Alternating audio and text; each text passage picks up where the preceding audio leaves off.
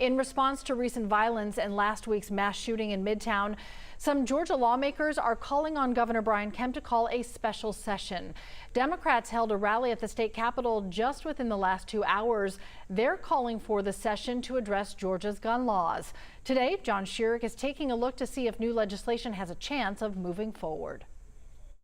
The unexpected happened at the pro-Second Amendment Texas Capitol on Monday, following the mass shooting at the shopping mall in Allen, Texas. A bill to raise the age to buy certain semi-automatic rifles from 18 to 21 narrowly passed in a House committee, only because 2 Republicans suddenly switched and voted with supporters.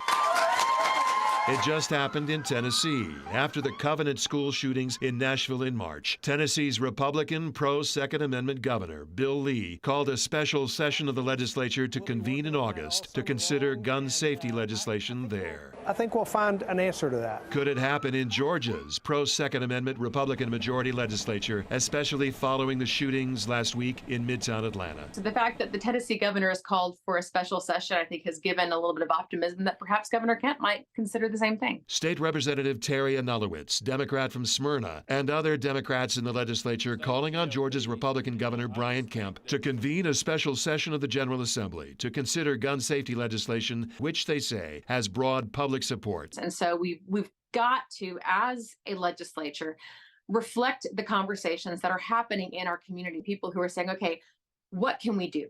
Enough is enough. What can we do? Governor Kemp's office has not yet responded to requests for comment about a special session. Democrats know the chances are slim. State Representative Michelle Au, Democrat from Johns Creek, believes GOP leaders will start hearing from their voters. I think that many voters are coming to the point where they realize that this cannot continue to be an ideologic issue or a political issue. This is a real-life issue that deserves to be dealt with. Their focus, building on grassroots support now, even if there is no special session, aiming to bring the bills ultimately to a vote at the next regular session, which begins in January. In Atlanta, John Schierick, 11 Alive News.